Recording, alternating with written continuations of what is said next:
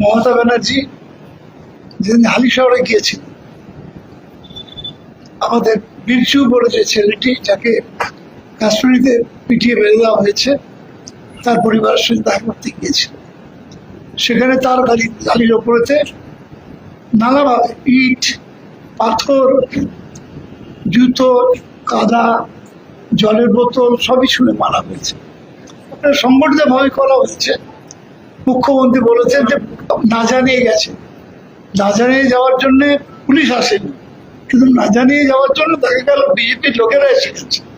তারা এসে যার পর নাই চেষ্টা করলো যদি একটা কাঁচা ভেঙে যেত এবং তারপর পাথর লাগতো, তাহলে খুব বড় ধরনের দুর্ঘটনা ঘটে যাওয়ার সম্ভাবনা ছিল।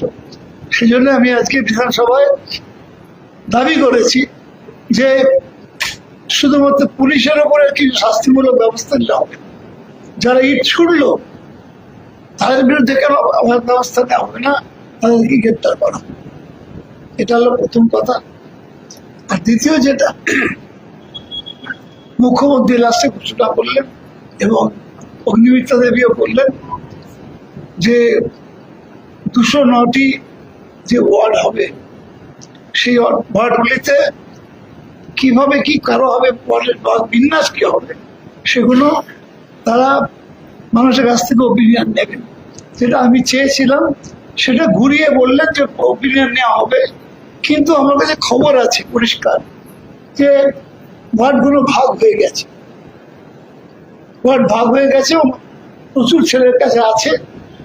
বিমানবাবু আমাকে দেখালেন পর্যন্ত যে ওয়ার্ড ভাগ হয়ে গেছে। যাই হোক, এইটুকু যে মেনে নিচ্ছেন ওনারা যে এরপরে 15 দিন সময় দেওয়া হবে, মানুষের কাছ থেকে ওপিনিয়ন নেওয়া হবে।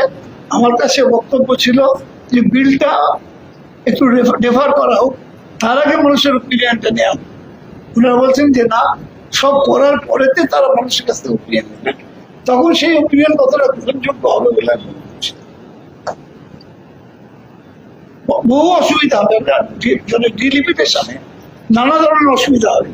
কোনো এমএলএ বলেও সে কথাটা অসুবিধার কথা, কিন্তু আমরা চাইছিলাম যে এই অসুবিধা যা কিছু আছে মানুষ বলবার সুযোগ পাক আগে, তারপর বিলটা আমি 30 নভেম্বরের মধ্যে পর্যন্ত সময় দিয়ে যে কোনো দিন এই বিল তারা পাশ করে নিতে পারবে। কিন্তু সে সুযোগটা মানুষকে দেওয়া হলো না। সব সিদ্ধান্ত গ্রহণের পর মানুষের ওপিনিয়নে কি মূল্য থাকবে।